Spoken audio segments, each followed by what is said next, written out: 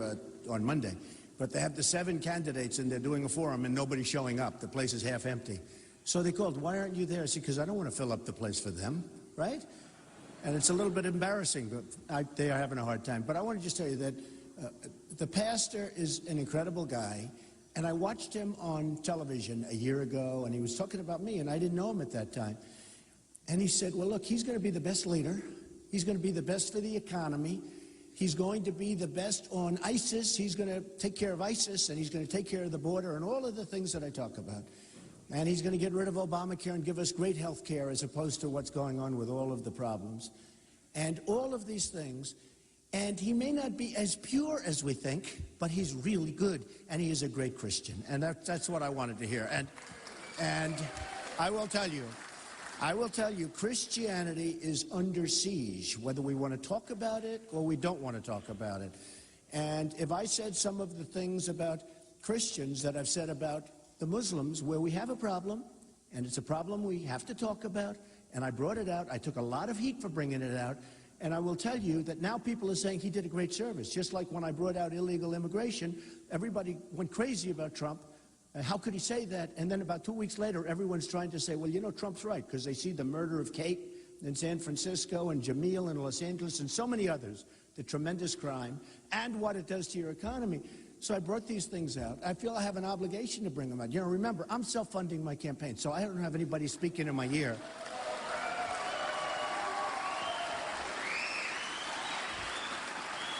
I don't have people speaking in my ear and telling me like, oh, you shouldn't say this, you shouldn't say that, all of these different people. I don't have lobbyists with me. I know the lobbyists. I mean, I've used the lobbyists. I mean, I've done very well with lobbyists. But believe me, they control your candidates.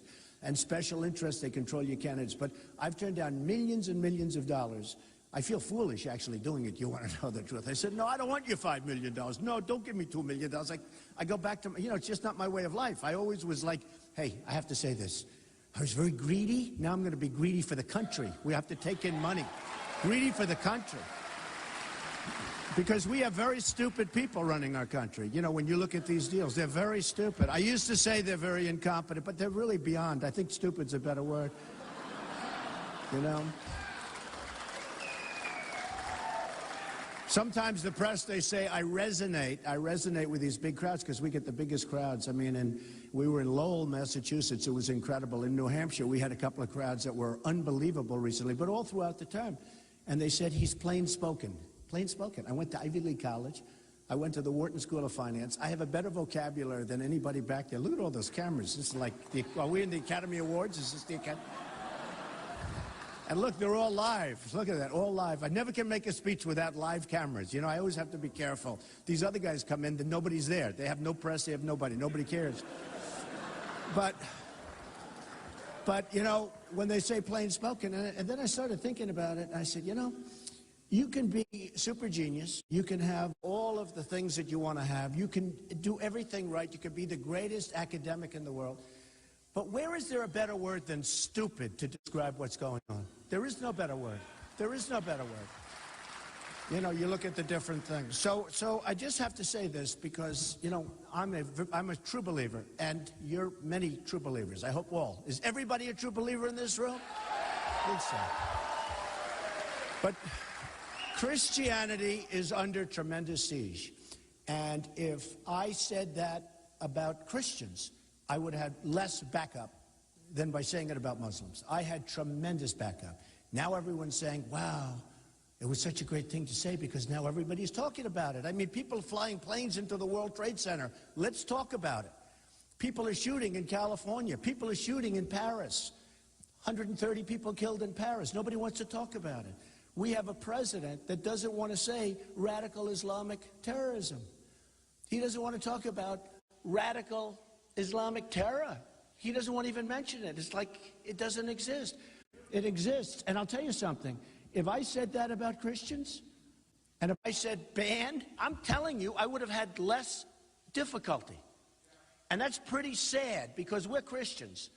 I'm Protestant. I'm Presbyterian. Are you surprised to hear that? Yeah. I always like to bring my communion pictures along. Sometimes I'll bring a communion, but I didn't want to. I think you believe me, right? You've seen. But the power of of our group of people together. I mean, if you add it up, I was trying to do it the other day. I was with one of the great ministers.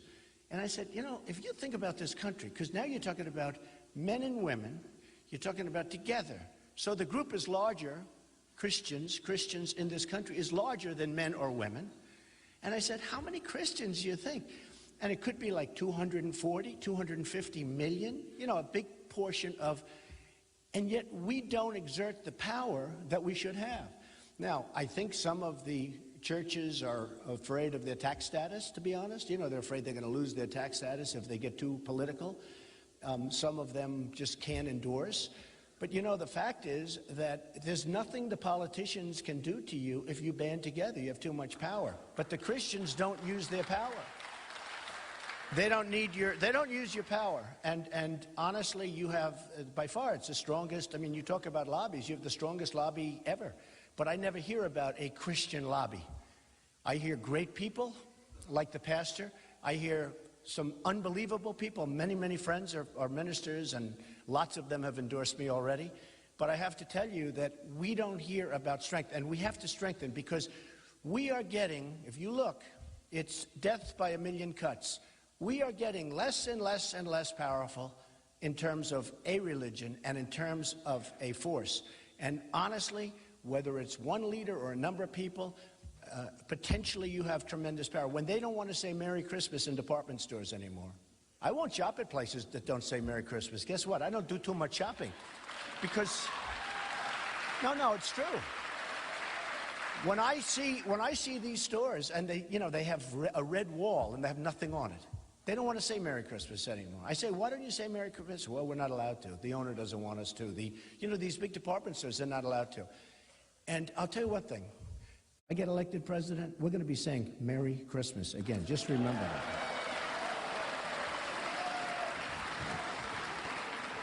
And by the way, Christianity will have power without having to form, because if I'm there, you're going to have plenty of power. You don't need anybody else. You're going to have somebody representing you very, very well. Remember that.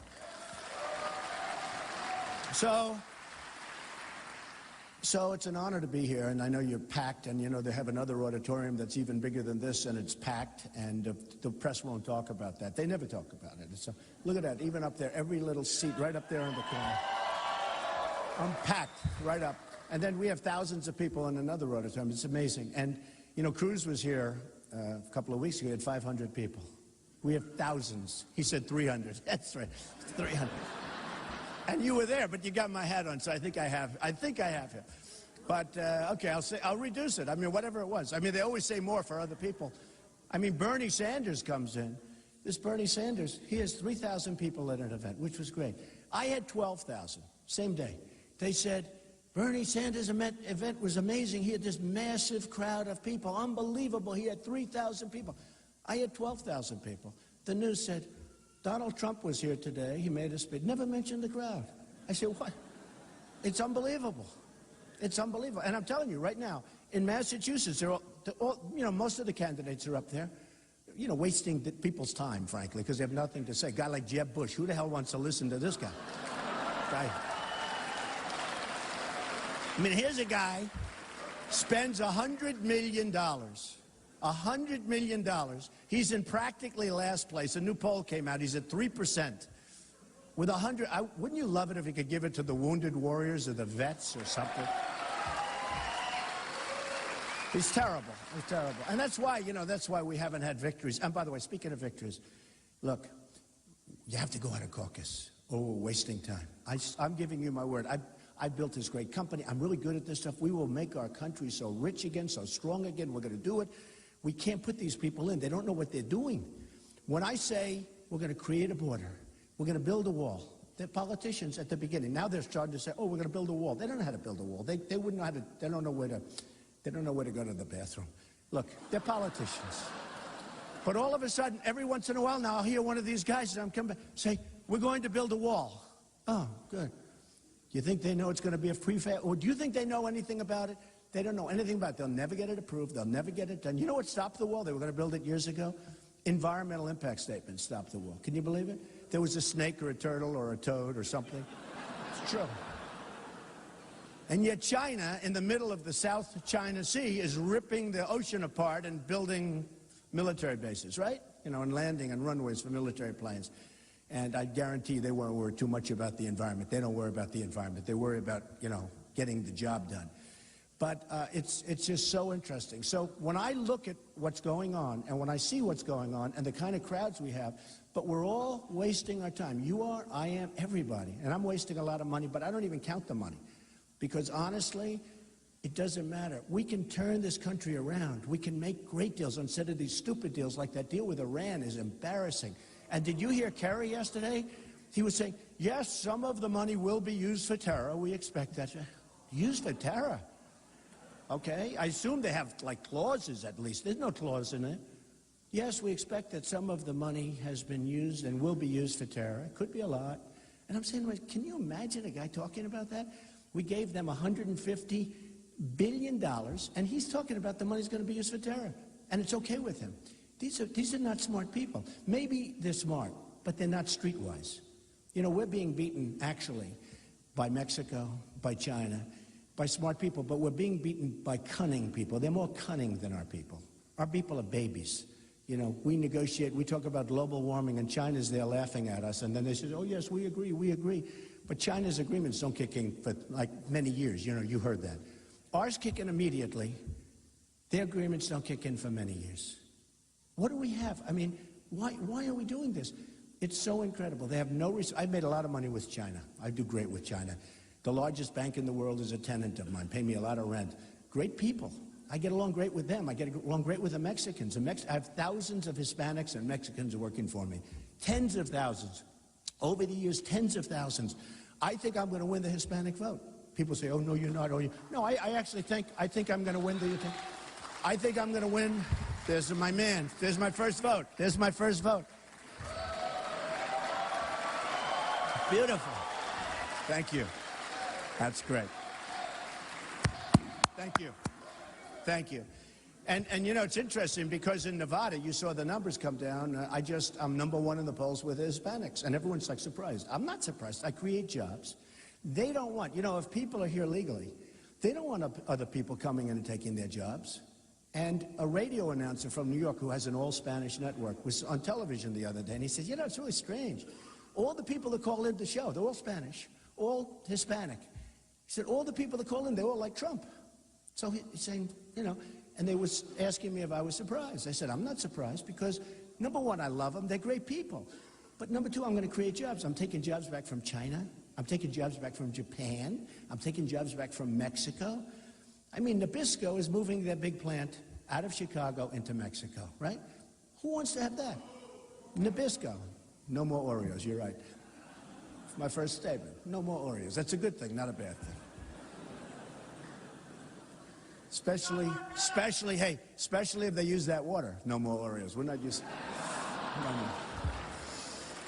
But Ford is building their big plant. A big plant was taken out of Tennessee. A group was going to build a massive plant in Tennessee, and at the last moment they changed their mind. Auto plant, they're moving it to Mexico. It's not going to happen, this stuff. Then they build cars and they build trucks and they make Oreos and they sell it to us because they take it right through the border. In the case of the cars, who's going to drive the cars? The illegal immigrants, right? Right through the border. They're going to drive it. Why should you pay them? Boom, they'll come in. They're going to make a deal. So this is, not for me, by the way, for the current. You do understand that. I have to clarify that because you know what? The press will say, well, he said he'd use illegal immigrants. That's the way they are. So we're going to do things, believe me, these are among the most dishonest people in the world. They are the worst. The worst. They are horrible people. So I wanted to tell you a few things. Let's talk about different candidates, right? Should we? Yes? We don't have to be politically correct. Do I have to be politically correct? You know, this is a wealthy room. There are a lot of wealthy people in this room. I know that. I got a little briefing from Chuck. You know Chuck, right? And Sam. We know Sam. And he said, a lot of wealth in this room, right? A lot of wealth. So that's good. That means that you worked your asses off, for one thing. Is that right? And that's okay. But let's talk about some. So we'll finish off with Bush. The guy spends $100 million. He hits me with ads all the time. I wouldn't be talking about it, but every time I turn on television, there's an ad. Now he's got one about Hillary Clinton It's like a Hillary Clinton ad. It's a great ad for Hillary Clinton. What the hell is, I mean, this guy, I don't think he's a smart person, I'll be honest with you. And he goes, Jeb, right? Exclamation point. I said, Jeb, use your last name. It's okay. It's okay. Oh, I don't want to do. I mean, the whole thing is ridiculous. He's got no, the poll just came out. He's got nothing. But he spends $100 million. The only way he gets, I just got a call from the Wall Street Journal. We'd like to have a comment. What? Oh, Jeb said this and that about you. Oh, what did he say? He said that you used to be a little more liberal. I said, so what? So was Ronald Reagan. What else? And they, by the way, they've heard it a million times before. But the only time he gets publicity is when he talks about me. So he talks about me. But the good news is it doesn't do any good. You know, Perry talked about me. Lindsey Graham, this poor guy, this poor guy. You know, in South Carolina, I was 38, he was 1, and he's the senator from South Carolina, this poor guy. And then who does he endorse? Jeb Bush. And this is, yeah, that's right. And that's probably why. And this is the guy that's going to take us to war.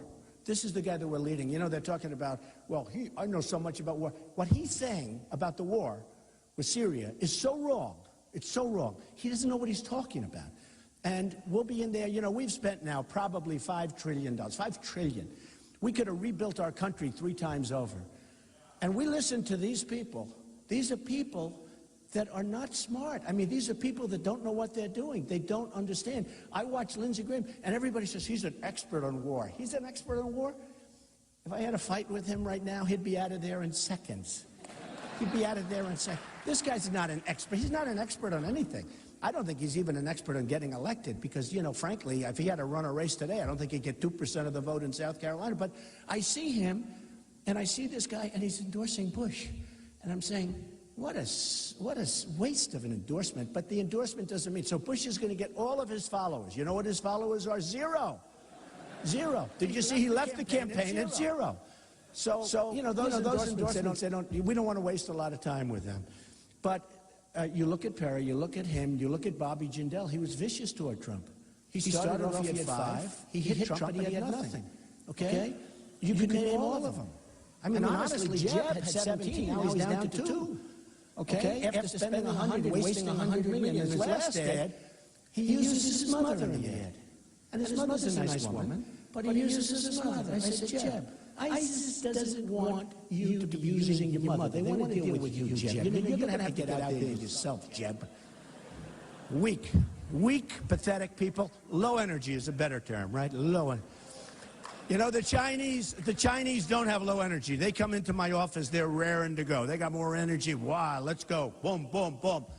They're not used to people like this that fall asleep as you're talking to them. So Jeb's a sad case. And I have to, you know, let's talk about, you know, the one that we're closest with, although, as you hear, the new polls are now have us ahead in the great state of Iowa. We're ahead. No, we're ahead. And I think substantially. Actually, you know, I'm not sure that we were ever behind. CNN came out with a poll 3 weeks ago, right? It was 33-20, Trump was up. Nobody reported it. It's CNN. By the way, CNN's a major poll. So CNN gets reported by everybody. So then I'm watching CNN, and they're talking about another poll like a few days later. And it was we were like even. And then your Des Moines Register, which I think is a totally crooked paper. I think it's disgusting. I think it's... You know, they do like 300 or 400 or 500 people. How do you do that? Now, if they take a few of those little people, put them in their pocket, bing, bing, bing, all of a sudden Trump doesn't look so good anymore, right? So the only poll I didn't do, you know, it's fine, but I was second in that one. But if you think, so CNN does a poll, I'm up 33-20, that's a lot, I'm up 13 points in the state of Iowa. Because by the way, nationwide, I'm killing everybody. We're way, way up. In New Hampshire, we're way up. We're up by 21 points in different polls, some more. South Carolina, unbelievable, same thing, up by much more than 20 points. You go to Nevada, it's even better. And then the SEC, Georgia, unbelievable. By the way, Florida, I'm at 48, and you have a sitting Senator Rubio, who actually is a nice guy. He's at 11. Jeb is at 9. The guy was a governor there. He's at 9, so they must know something. They're smarter than all of us. They know. They figured that out. And Cruz is a little bit higher than Rubio. So, but I'm at 48. and these guys are at 10 and 11. And so Florida is, you know, it's a very powerful state, very important state. Very funny, you know, the establishment, the party, it used to be you get a portion of Florida, right? They changed it, so it's winner take all. Because this way, if Trump, you know, comes in second or third or fourth, which they expected 9 months ago, if Trump comes in, Trump gets like nothing, okay? So it's winner take all, because they figured that Bush, you know, the people are too smart. That Bush or Rubio, you know, somebody that's a sitting senator should have an advantage in Florida, right? So they changed it so it's winner take all. I'm at 48, they're at 10. I like the change. I complained about the change. I said, what are you doing? I'm running against an ex-governor and a sitting senator, then all of a sudden it's winner take all. Well, Donald, we thought that would be good. Well, I don't like it. Yeah, I'm complaining, right? I don't like it. Then I saw a poll about 3-4 months ago while I'm complaining where I was up by 10. I said, they called me, they said, we never heard from you. I said, well, I'm thinking about it. And then they just came out with this new one 2 days ago where I'm at 48 and they're at 10. And they asked me recently, they said, so now what do you think? I said, I think it's very good what you did. I think it's fair, right? So now it's winner take all. It's winner take all in the state of Florida. So let's talk about Mr. Cruz, Senator Cruz. First of all, Sarah Palin, everybody thought she was going with him. And she's a terrific person, believe me. She gets very unfairly treated by the press. She's a terrific person. She's smart. She gets it. It's not fair the way they talk about her. And I think a lot of the people in this room know it. Let me tell you, she's smart. And Cruz thought that he was going to get her. And frankly, he was down, and he'll tell the story. He was in Texas. He was running for the Tea Party. He was at 2%. She came in and endorsed him, and he won. And he says, won because of her. And everybody assumed that Sarah Palin was going to go with Cruz. And Sarah Palin has one of the best records. You know, we all talk about endorsements. What do they mean? I usually say they mean nothing. Very rarely do you see an endorsement that means. Her record of endorsements is unbelievable. When she endorses people, I mean, they win. They were going over that on one of the shows, probably the best record of anybody. And we got a call, and Sarah and I have known each other a long time, and her husband's a great guy, and she's fantastic. Her family is fantastic. Actually, her daughters came out and endorsed me a couple of months ago. I said, wow, that's great. And it was nice. They're just a great, I mean, they're really a good family and good people. So I get a call from Sarah that she'd like to do this. And I was a little surprised because I thought that probably Cruz would be a natural fit because she endorsed him before. No, she said, what you have done is amazing. You've done something with the party that nobody has ever seen. I mean, I'm on the cover of Time magazine this week. A really nice story for a change. I mean, no bad, you know, it's not like too good. Usually, you read it, yeah. That story was so amazing, written by a great writer, and he never called me. I said, I have the new secret to getting good publicity. Don't speak to the writers, because I never spoke to the writer. He's a fantastically talented guy, I found out afterwards, not just because he wrote a good story, but it's a cover story, and it's talking about basically this movement. We have a movement going on, folks. We have a movement going on, I'll tell you. That's why I don't want to waste the movement by, you know, people saying I'm staying home, I'm not going to caucus, because caucusing is a little tougher than voting. New Hampshire, you go out and you vote and you leave. Here you have to devote a little more time, but it's very easy. And by the way, if you could, go to donaldjtrump.com. That'll tell you exactly where to go, how to do it. We have a really good website, unlike the Obama website, the Obamacare. And I didn't spend $5 billion from my website, I promise, okay? They spent $5 billion, it still doesn't work. But donaldjtrump.com, it'll tell you everything. You have to write on top, it'll tell you everything. But you got to go out. I joke when I say, if you're not feeling well, if you're sick, if you had a bad day, if you had a fight with your wife or your husband, it doesn't make any difference. You must go out and caucus, okay? You got to do it. You got to do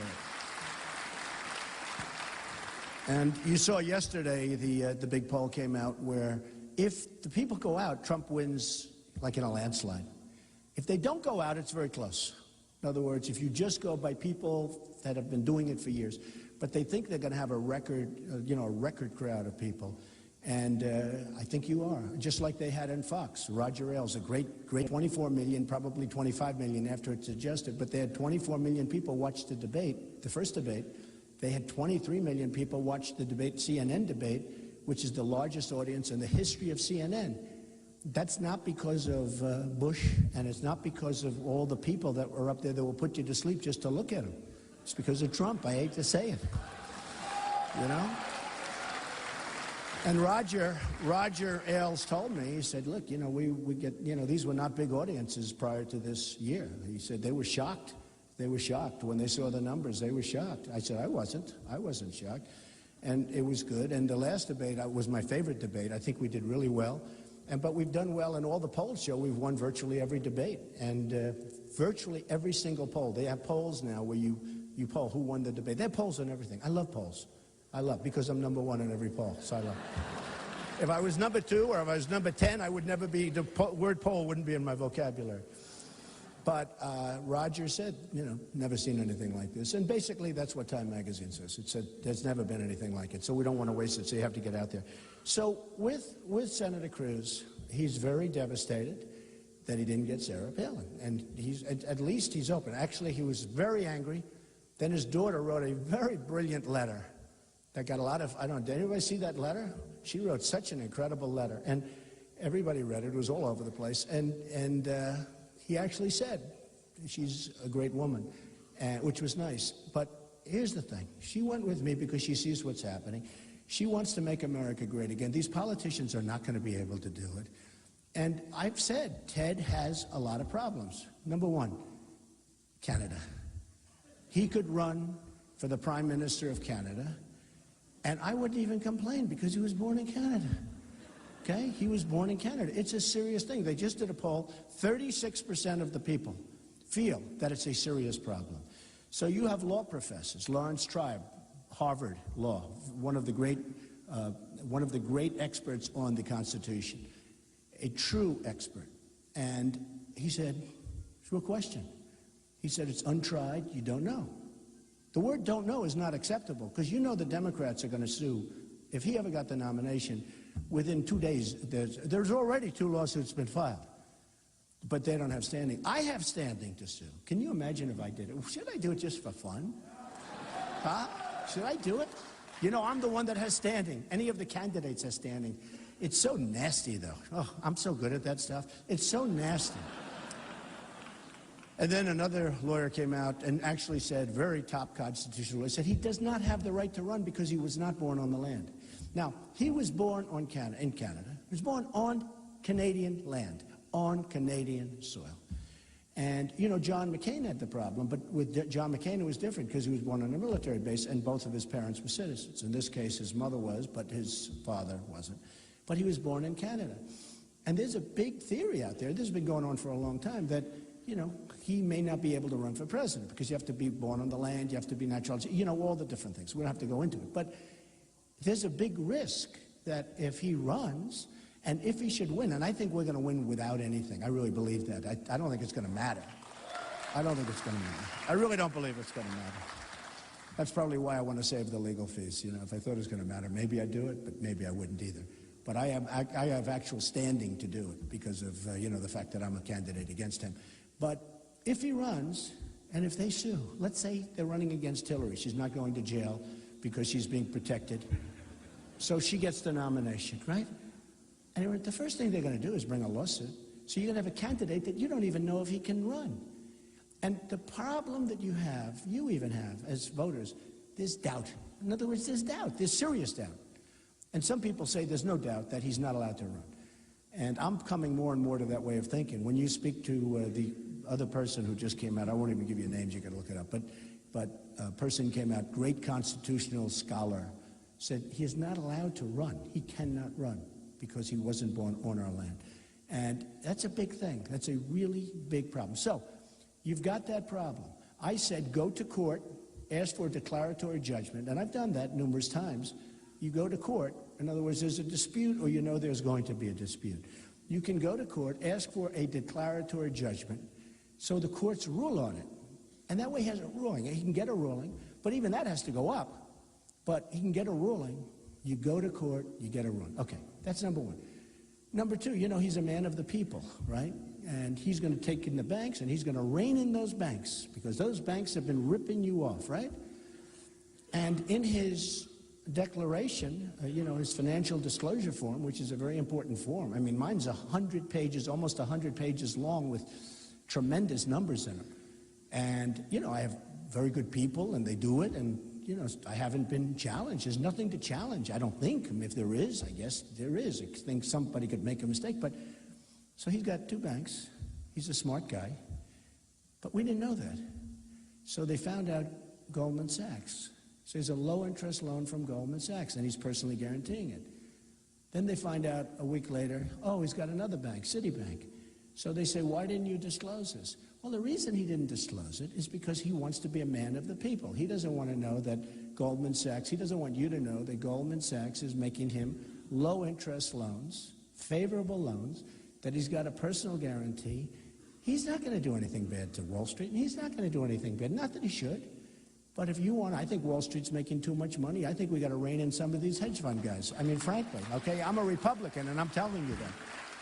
You got some of these hedge fund guys, they make a transaction by taking a phone call about stock, and they end up making millions of dollars, and they pay very little tax, okay? We're taking their carried interest away under my plan. We're lowering it, by the way, we're lowering taxes seriously for the middle classes. We're lowering business taxes seriously. But we're taking some of the perks away from some of these, some of these Wall Street guys don't want to talk to me anymore, but we're taking away carried interest, which is a very big thing for if you're a Wall Street hedge fund guy. But it's ridiculous. I mean, what's going on Wall Street's ridiculous. And who knows it better than me? Who knows the system? Who knows the tax codes better than me? Somebody said, well, did you pay a lot of tax? Very little. The reporter said to me, little? I've never heard that from a candidate. Remember Romney when he said, no, I paid, and I paid. He was trying to build it up. Oh, yeah, I paid. I pay as little as possible. It's an expense, right? That's the American way. You want stupid people? Yes, I pay. Romney was fighting so hard that he pays a lot. I pay as little as possible. I use every single thing in the book, and I have great people. And, my things have been certified and ratified and go through, my numbers are so big I had to go through Congress to have it up. Can you believe it? I have to go through Congress. But I pay as little as possible. And, part of the reason I pay as little as possible, it's the first time I've said that, I think, to a group, but part of the reason I pay as little as possible is because of the way they waste our money. Honestly.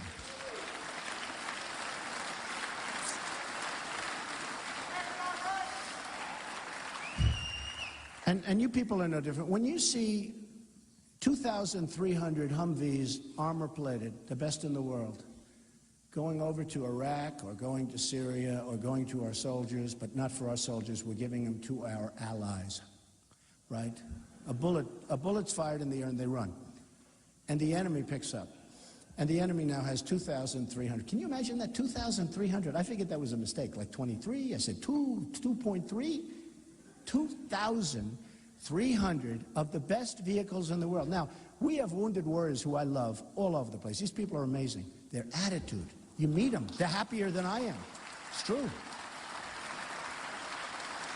They're happier than me. They're happier than the people in the audience. These are amazing people. And they've lost their arms, they've lost their legs, they've lost worse. And they're just amazing people. Their attitude, they're always, I meet them so much, and I get to see them so much through the vets, and I see them in New Hampshire, I see them in all over, Iowa. But these are our most amazing people in a sense, and their attitude is so good. Had they had these Humvees, they'd be walking around like we are right now. They wouldn't be, working so hard to get 15 feet. They would be around like us. We don't have those Humvees. The enemy took them over, and they took them over quickly. And a friend of mine has a son who's a soldier. He's done 3 terms. He's been over there 3 different times. And his biggest complaint is that we have old equipment, that we're using old equipment, and the enemy has all the new stuff because they take it away from our so-called allies that we're, giving hundreds and hundreds of millions, billions of dollars worth of equipment to. And this is separate from the Humvee story because that's a story that's pretty well known. But he's complaining. He said, Mr. Trump, we have old equipment. We have the older rifles. We have the older this. We don't have the best trucks. We don't have the best the SUVs, we have all the old stuff. And the enemy, we're fighting people that have better equipment than us, and it's our equipment. Again, we're incompetent. We don't know what the hell we're doing. And we shouldn't be backing people that are going to be running as soon as a bullet's fired in the air. They just take our equipment like it's candy, okay? They take our equipment like it's candy. Billions and billions of dollars. These people are well armed, and it's all the best stuff, and it's all our stuff, and our people don't have as much. Just remember that. So when I see what we have, and that's why I mention guys like Lindsey Graham, because he's got the wrong theory. He's got the wrong. Don't forget.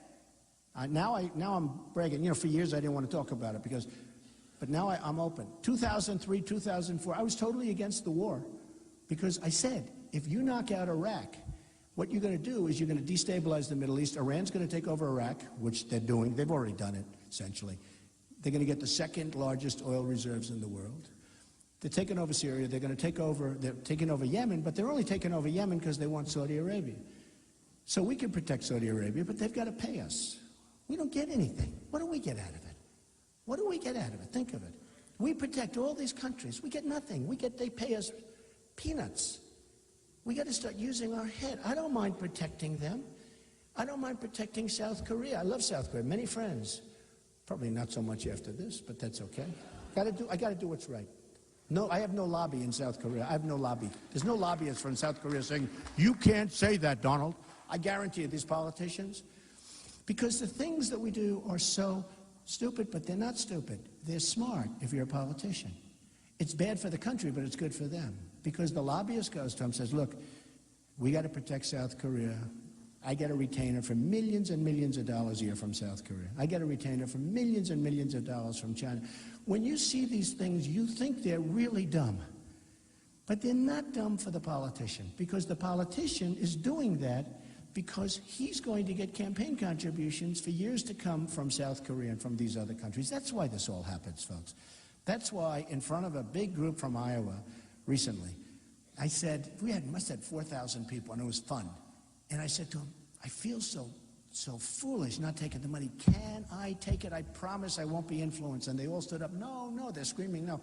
They knew. In fact, there was only one guy in the room who said it's okay to take it. But he looked like a shady character. He was probably a lobbyist. It's true. One guy out of 4,000. One guy, I think it's okay. But he really looked, I wouldn't want to do business with the guy, actually. He probably had some deal going. But they are, when you look at the dumb things, even in you look at the Iran deal, it's inconceivable that we would give them $150 billion. It's inconceivable that we would give them 24-day inspection periods. It's inconceivable that we would give them self-inspection and that we wouldn't get our prisoners back. Now we get them back. You see what we did to get them back. We paid a ransom like nobody's ever paid. And by the way, because of what we did, you're going to have tremendous kidnappings all over the Middle East and other places, okay? We set a terrible precedent. But the reason you look at many of those countries in that deal are getting tremendous amounts of money. You know, Russia's making missiles and all sorts of military equipment for Iran. Other countries are right now, they're all knocking on Iran's door to get the money, and the only one that they're not giving any money to is us. That Airbus, European, just got a big contract for 114 big jetliners. They didn't give it to Boeing. I would have said, you got to give it to Boeing. You put a clause in, one sentence, got to give it to Boeing. I don't give it. We're giving you, you got to give it to, but I wouldn't have actually put that clause in. Why wouldn't I have put that clause? Because I would have never gotten the money. I wouldn't have needed the clause. I wouldn't have allowed them to have 150 billion. I would have gotten the prisoners back first, wouldn't have mentioned the money. I would have doubled up the sanctions. I would have had the prisoners back before the negotiation. I then would have gone in fresh. I said, did the prisoners land yet? Yes, sir, they just landed. Then I would have had my second meeting. I said, we can't give you the money. We're a debtor nation. We owe $19 trillion. With the stupid budget deal we just made, by the way, it's going to be $21 trillion. I said, we're not giving you the money. We can't do it. So, okay. So Cruz has a problem. And so the bottom line on that story is these lobbyists and these people are making a fortune off these horrible deals. So the deals that you see that you think are really dumb deals, they're terrible deals for our country, but the politicians aren't so stupid. They're good for the politicians because they're being lobbied on deals. They're being lobbied on deals. So they're doing things that are not good for our country, but they're good for them. They're good for them. When Ford goes in, they want to build that big plant in Mexico. the politicians are all going to say yes because they're being lobbied. I'm going to say, no, you can't do it. Or we're going to charge you a hell of a lot of tax every time you want to bring a car back. You know?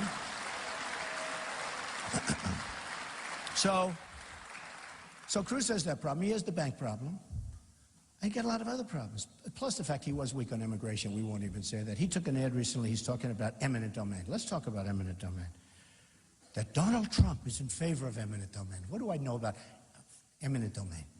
Eminent domain is a power used by government so that it can take land for highways, for roadways, for schools, for hospitals, for different things. We're government, whether it's city, state, federal, for pipelines.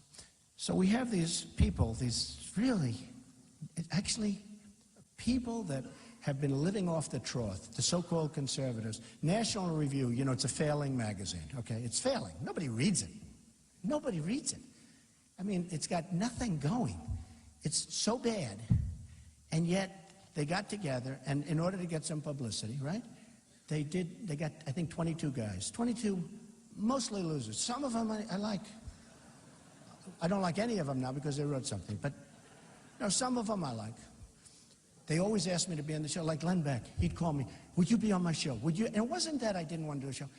I'm so busy. I wasn't able to do it. Then he called my people. My people never told me. Didn't do a show. So bottom line, and I understand that, I wouldn't do a show. So he got very hostile. Once he got very hostile, I didn't want to deal with him. You know, I could have probably called him up, said, let's do your show, and he would have been fine, right?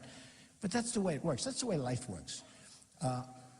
He should have done a show, could have done. His show's failing. He's failing. He's always crying. You know, I like cries a little bit, but not that much.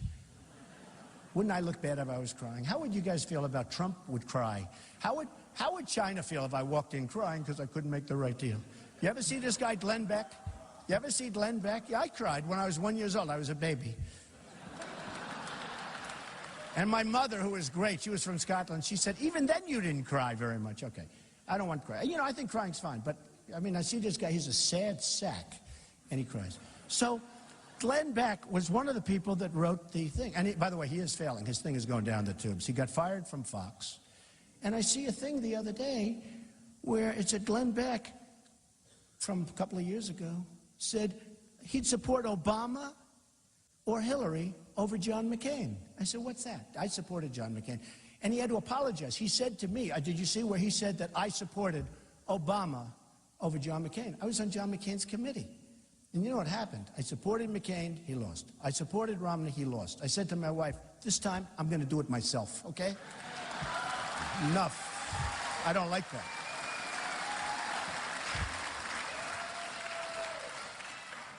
But Glenn Beck is going to endorse today. Oh, I would much rather have Sarah Palin than Glenn Beck. Look, Glenn's a loser, okay, just so you understand. This guy's a serious loser. So Glenn Beck, so they show me a tape just on the car over here. They show me a tape, and it's Glenn Beck saying that he would endorse Obama or Hillary Clinton. It was, I think, from, I don't know, 08, 09, whatever, that he wants Obama or Hillary over John McCain. I said, well, you know, I don't know if we're big fans of John McCain, but, you know, I'm taking McCain, right? And here's a guy would have endorsed, you know, if he was voting, would have endorsed Obama or Hillary. So he's embarrassed. He doesn't know what to do. Then you have a guy like Bill Kristol. He's been predicting that Trump would never run. Bill Kristol's, you talk about a guy who's down behind the eight ball. This guy, his thing is going down the tubes. They're all going down the tubes. They're all. So Bill Kristol comes out, and he's an angry guy. He goes on shows. They don't even let him go on the shows anymore. Nobody wants him. The good news about shows, they only want you if you get good ratings. That's why I get all this publicity, because I get good ratings. If I didn't get good, they don't care about poll numbers, they only care about ratings. See, the shows care about ratings. And by the way, I have a lot of vets right here. I love you people, okay? I can see the vets. I can look at a guy, I can say you're vets. I see him. And by the way, I've been endorsed by so many of the vet groups, it's been incredible. We're gonna take care of our vets, folks. We're gonna build up our military, make it stronger and better and more, we're not gonna have to use it. Our military is being decimated. Our vets are being treated horribly. Our vets, in many cases, are being treated worse than illegal immigrants in this country. It is true.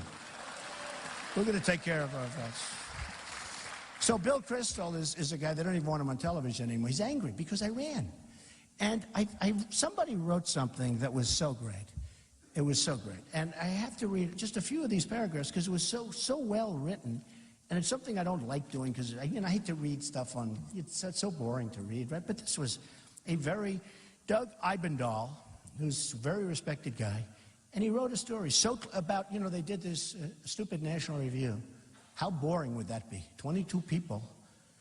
And some of these people, there's one guy named Brent Bozell. He comes up to my office begging me for money. He's got some kind of a deal where he needs money for advertising something, whatever. I give him some money, comes up again, wants so much money. I don't know if he came up the second day, but wants money. I don't give him money. Now he's writing articles, Trump's a bad guy. This is what you have. Politics is a vicious business. It's worse. I thought New York City real estate, you'd meet the worst people, to be honest. Vicious people. Politicians are worse. But these are people who have done a terrible job. These are conservative people, which is good, but they've been living off the trough, and where have they taken you? Look who they've endorsed. Look at the failures. I mean, we have Barack Obama. We should have won those elections. We certainly should have won the last election. They endorsed Romney. They endorsed McCain, which is fine. But their attitude is wrong. You're not going to win with these people. So Doug said, I don't know him, so clueless is the gang of 22, they can't even see how they've stumbled right into the narrative Trump's been communicating so successfully for months. I've been talking about, and that's why I'm having the crash, because we're hitting a button. Whether it's our stupid trade deals where China's ripping us. China's going to we're going to have a deficit with China this year, $505 billion. Not with me. And we'll get along with China. By the way, we'll have a better relationship with China. But they've rebuilt China with China it's probably the greatest theft in history is what China has taken out of our country. Probably the greatest theft in history. And then they devalue their currency. And now they'll do it again and make it harder and harder to compete. And these people don't understand that. Just like the elected officials from both parties, the gang of 22, that's the 22 writers who write for this dying magazine. It's dying. I don't think it's going to be in business in a year from now. The gang of 22 has been great at complaining about stuff year after year after year. True, right? They're always complaining. They don't do anything about it. They complain. But getting anything accomplished, not so much. Many of the gang of 22 have been hanging around and chattering for decades, and some are active cogs in the conservative entertainment complex, deriving their income by pandering to conservative anger while offering no real solutions. Isn't that what's happening? We don't get anything. I mean, this guy writes so well. I said, I'm going to have to just read a couple of these things because it's so good. Donald Trump represents a threat to these ineffectual poobahs in the same way he represents a threat to do-nothing public officials. We have all do-nothing officials. I mean, all. Only 95%. Even the press is better because you have 25% good press. Jealousy is also seriously at work here. Trump is inspiring and exciting a broad spectrum of the country like no member of the gang of 22 has ever or ever will. It is. I mean, we're excited about this. They said, Donald Trump is angry. And I was supposed to say, oh, no, I'm not. I promise I'm not an angry person. I said, wait a minute. And I was up in the speech. This was during the debate, right? And they said, you're angry. And a very good woman, Nikki Haley, said it. She's a friend of mine. But she said, I'm angry. And so they hit me with that question at the debate. I said, you're right. I'm angry. I'm really angry. Our country is being run horribly. We're losing on trade. We're losing militarily. We can't beat ISIS. We can't do anything right. I'm angry.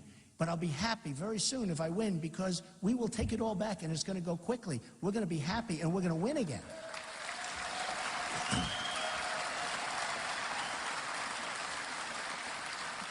But they weren't expecting that answer. In just 7 months of campaigning, Trump already has more Americans listening to a Republican message than the entire gang of 22 could muster over decades. True. I mean, we have unbelievable. Nobody buys that magazine. And look at what we have. Look at this room. Look at upstairs, the balcony. You can't see it. The balcony's packed. There are people standing in the back of this massive balcony. And then we have people listening across the road in this massive auditorium, bigger than this one, where that one's full too. And unfortunately, I have to go see them, so I'll be seeing you folks in a little while. I have to see them too. But we have to do it. I can't stand them up, right? I can't stand them up. Trump understands that before you can advance the ball, you have to convince people to take time from their busy lives to listen. No one on the GOP side since Ronald Reagan has accomplished that much like Trump. Nice compliment. No one else has come close, and certainly no one from the effete core of impudent snobs to which the National Review thinks they should defer. That's what you have. They live off the trough. The Gang of 22 had their chance. They've done a lot of bitching over the years, and it paid well for some. That's right, they make money off it, but they don't do anything for the country. But Americans care about results. They can plainly see all that empty talk. It's just empty talk. At the same time, when Americans look at Donald Trump's life, they get a lot of assurance that here is finally a man who shares their focus on actually getting results. I'm a results person. When Obama sent those 50 people over, he announced, I'm sending 50 people. We shouldn't be announcing it. Those people have a target on their back. They should go over. General MacArthur wouldn't be announcing it. General George Patton doesn't announce. He wouldn't have 50 people. He'd have a group of people. You wouldn't need people. That thing would have been over a long time ago. Okay? You wouldn't need it. And Trump returns the respect by recognizing regular, hard-working Americans are a lot smarter than any of the ideological eunuchs in all of their pontificating glory. It's true. The people, my people are so smart. And you know what else they say about my people? The polls. They say, I have the most loyal people. Did you ever see that? Where I could stand in the middle of Fifth Avenue and shoot somebody and I wouldn't lose any voters, okay? It's like incredible. No, they say, Trump, we love you too, man. Trump's voters are by far, you know, I'm at 68, 69%. I'm at 90% total. Like, will you stay? Absolutely. I think it's 68 or 69%. Will you most likely stay? That gets into the 90s. Other guys are like at 10. A guy like Jeb Bush, he hasn't nobody, but he's like I mean, like they don't have people. They have nothing. Rubio, soft. They're all soft. All soft. My people stay. By the way, Cruz, soft. When they heard about this thing that he was born in Canada that nobody knew about, he lost a lot of people. He's gone down big in the polls. Ted Cruz has gone down big, big, big in the polls. That doesn't mean he's not giving us a fight in Iowa. That doesn't mean you can stay home. Okay? See you with a smile. It doesn't mean that. You got to go out because we can't take any chances. It's like I said, I haven't spent any money. When Bush spends $100 million and I spend nothing, I'm in first place, he's in last place. That's what we want for the country. Okay? Right now, it's the opposite. You look at education, we're number one in the world per student cost. We spend more money than anybody by far. And we're number 28 in results. So we have number 28. Third world countries are ahead of us, right? We're number 28 in the world, and yet we're number one. Mine's the other way. I spent the least on the campaign of anybody, and I'm in first place. That's great, isn't it? Now, I'm going to change because I'm going to change. Two reasons I'm changing. You know the reasons. Number one, I feel guilty. I actually do, because the reporters are saying, when are you going to start spending money? I'm $38 million under budget. I thought I'd have $38 million. I spent like peanuts. I spent almost nothing. So they keep saying, oh, are you going to spend? Although they respect the fact that I was able to. They call it earned media. I get so much television. I go on television. I go on a show. 15, then they have a commercial. So I'm here. They're talking about Trump. Then they say, we'll be right back with another subject on Donald Trump. Okay. So now we go, another 50. I said, gee, if I put a commercial in between, people are going to go crazy. Right? It's too much. So I couldn't advertise. Because I get some of these shows, the whole show, an hour, 2 hours, all Trump. They don't want to talk about the other bit. It's true. You look at New Hampshire today. You look at that auditorium. 7 of the candidates up there. The place is half empty. I got calls. They want to know why aren't it there. Now I'm going to be there Monday. But they wanted to know. Place is empty. Nobody cares about them. So I couldn't do it. So I feel guilty, number one. And here's the second reason. I don't want to take a chance. I don't want to be cute. Do you understand that? I want to advertise a little bit. I went into the hotel that I stayed in here last night, which was a very nice hotel, and I'm watching all these ads. I'm watching them for Carson. I'm watching them for Rubio. I'm watching them for Cruz. I'm watching all these ads. I don't want to take a chance because you may believe some of those ads. By the way, those ads are total bullshit, okay? Bullshit. No, I'm watching. I'm watching these phony ads, and I'm saying, you know what? But honestly, it's true. I don't want to take a chance. All right. What voters are looking for this year is competence and accomplishment. It's true, right? And Donald Trump has an actual record of delivering both in spades. I built an unbelievable company. Don't forget, when I did my financial filings, all these bloodsuckers were down there. Oh, they said, maybe he's not as rich as everyone thinks. Turned out I'm much richer than anyone ever thought. I built one of the greatest companies. In fact, if I didn't run, and it was, not easy for me to say, let's run, because it takes guts. Don't kid yourself. Coming down that escalator with my wife, that takes guts. But I will say this. I'm so happy I did it. It's been so good. I will not be happy if I lose. I will not be happy if I did it. Everyone's saying, oh, what a great job he's done, that it doesn't matter if he wins or loses, what a great job, because we've totally changed the way this stuff is done. I don't say that. And I told people that I got a call from one of the great writers. He said, how does it feel, what you've done? I said, what have I done? You've changed the whole way that people look at this. You've changed. It's never been anything like this. It was the summer of Trump. Now it's the autumn of Trump. And how does it feel? And I said, doesn't feel anything, because unless I win, I just wasted my time. He said, you don't have to win. I said, yes, I do, because if I don't win, I wasted my time. You all understand that. I feel that way. So just to finish, it's so good. The Gang of 22 is right to be terrified. A president who could get things done would expose them as irrelevant creatures that they truly are. It can't happen fast enough. Now, here's a conservative guy, loves the conservative everything. And he writes a story that was so on, and not because he's saying good about me. What he's saying about them is true. They make money being conservatives. I don't even think they care about the country. A guy like a Glenn Beck, the guy's a stone-cold loser. And honestly, if I would have done his show, he would have said great things about me. I didn't do a show. I understand it. You know what? If I were in his business and I couldn't get somebody on my show, I'm busy, it's hard. And maybe I have a person that was too tough. When you start doing well, they get a little bit tough. Do you understand? They think they're hot stuff. Somebody calls, well, I don't know. At the beginning, they would say, please, would you do an interview? Now, well, I don't know if we're... So maybe that happens. I don't know. I don't know who they call. But I know that they couldn't get me on the show. I guarantee if I would have done a show, he would have loved me. But now he doesn't. So and I don't respect the guy. I've seen what he's done. Got fired from Fox, all that. But he's going to endorse Ted today, and that's fine. Ted has gone way down. I think we have a chance to win this big. I won't go through, because we discussed some things today that I never discuss at speeches. this is sort of a first. I did some things today that I don't do. But the primary thing that I'm doing, we're now down at crunch time. This is now crunch time. It's no longer, 5 months ago, 6 months ago. It's no longer June 16th when I announced. And when everyone said, well, number one, they said I wouldn't run. And a lot of these guys are coming along. Some of them said, he's a great, great political talent, maybe the greatest we've seen in a century. I said, wow, did he?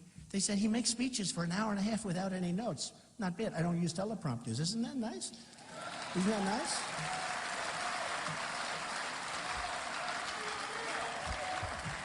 Jeb Bush actually said it was, I thought it was very nice. Jeb Bush has said on Meet the Press a couple of weeks ago, they were talking about it, he said, I do admit he's a gifted politician. He's a gifted, gifted politician.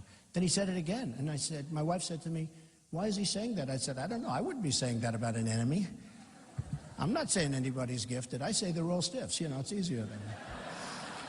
But look, he was saying it. But a lot of these people have come a long way. They were embarrassed because they all knew that I wasn't running, and then I ran. And then they said, well, he'll never file Form A, which is a brutal form where you basically sign your life away. And I filed it. I signed my life away. And then they said, well, he'll never file his financials because, he's got this massive company, and he'll never file because he's not as rich maybe as people think, and that'll be bad for him. And I would have filed them anyway, even if I didn't run, because I want to brag about what a great company I built, Drew. And nobody knows because I'm a private company. But I filed these papers, and everybody, you've heard only good things. Believe me, they've gone over every inch of them. And my company's phenomenal, some of the greatest assets in the world, and tremendous cash, very little debt, all the good things. And I don't tell you that as a bragging thing. I tell you that because that's the kind of thinking that our country needs. I don't care about my company.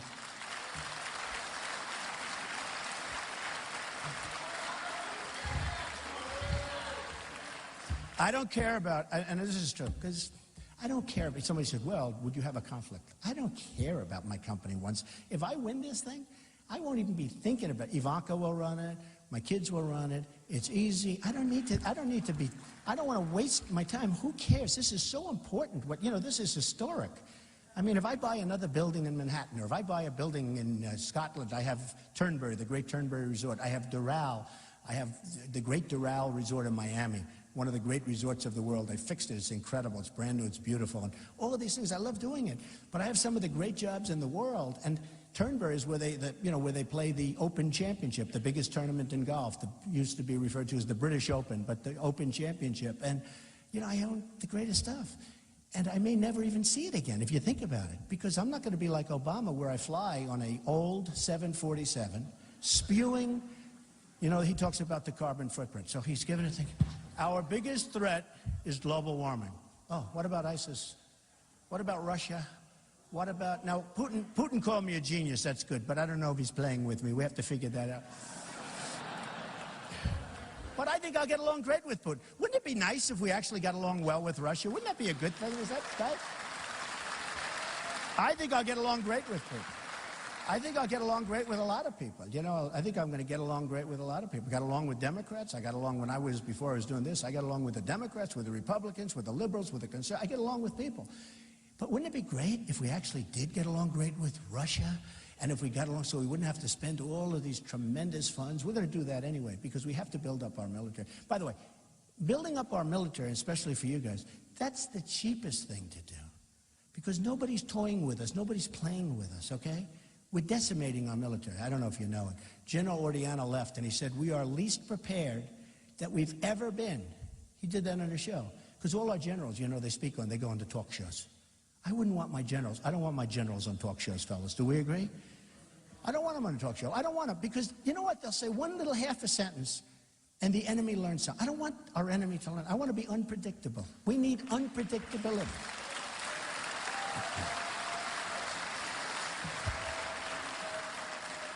A deal I made, one of the reporters called financial deal, and they called this guy on the other side where I actually won. They never talk about my good deals, ever. If I hit a deal which is tough, and I make bad deals good, the sign of a great business guy is I could have a deal where, boom, I'm building a thing and everything's going good, and then you have a depression right in the middle. I've had numerous of them. I make those deals work. You got to be able to make them work. Those are the good guys. But they never want to talk about, like, great deals. They called up recently. Who's the worst? The Washington Post. First of all, it's a tax scam, because the person that owns the Washington Post, as you know, has Amazon and wants to keep his taxes down. So he uses the Washington Post for power so that they don't raise taxes, okay? And is it Amazon? Yeah, it's Amazon. And it's a tax scam. The whole thing is a scam. But they are the worst. They write the worst stories. And they call up about some deal that took place 22 years ago. I said, do you want to hear about a good deal? No, we're not interested in the good deals. Oh, that's good. Because I got so many good. I said, do you want to hear about some good deals?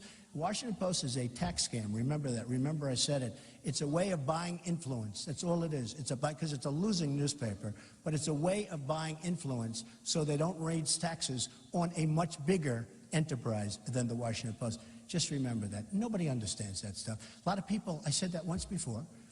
People said, well, what do you mean? I don't understand. They don't understand. I said, you don't understand? I'm not going to explain it to you.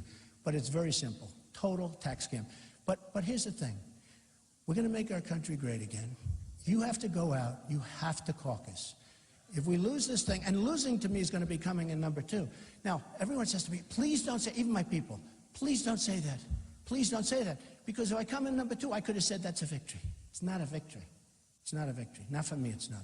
And I will tell you, it's possible we don't win. I mean, it's possible. And I'm going to go to New Hampshire, and we're going to win in New Hampshire, and we're going to win in South Carolina, we're going to win in Nevada, we're going to win the SEC. But Iowa hasn't had a winner in 16 years. You picked a lot of losers, folks. Picked a lot of losers. You have picked a lot of losers. You got to get back on the ball. One other thing. You got to get back on the ball.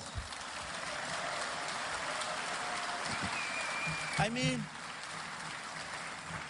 if you vote for Ted Cruz, I love your voice. If you sound like Pavarotti, my friend. If you vote for Ted Cruz, you're not going to win. You're not going to win. And there's a real question as to whether or not he can run, but you're not going to win. You got to pick a winner. And I think we're going to win. So they're all telling me, oh, please don't say that. Please don't say that. Because, when I say that, they will put my face up here today I think we're going to win, and if I lose, and they will have, I think we're going to win. Donald Trump came in second place and was humiliated, okay? I'm not humiliated. And if I come in second, I'm not. And if I come in 10th, I'm not humiliated. You go on to the next, okay? That's the way life is. But I think we have a really good chance of winning. I want to win. And DonaldJTrump.com, you have to go, you have to caucus, no matter what you're doing, because I promise you one thing, we will make America great again. And one other thing for Iowa, you know, they're talking about putting you in the back of the pack. I don't know if you know it. This is an amazing, I have so many friends in Iowa. I stay here. I have so many friends in Iowa now. They're such incredible people. And this is an amazing tradition, the whole thing. Even the caucus concept. You know, it's different. It's different. Most people vote. It's a lot easier. But there's something about the caucus that's really cool. It means you have to want to do it. You know, it means you have to really want to do it. And it's just an amazing tradition. And Iowa is an amazing, a great place. I love so many of the people here, and I get along so well. I want to thank all of the evangelicals, what they've done. They've been so great to me. The evangelicals have been unbelievable. You see how I'm doing with them, and they like me, and they understand me. And the pastor who spoke so beautifully. I mean, there's so many people that I've gotten to know and really, really gotten to love. So on February 1st, you got to go out, you got to do a thing, because we want to have a mandate, we want to make it big, and I promise you, I will work my ass off, and we're going to make America great again, okay? Thank you. Thank you, everybody.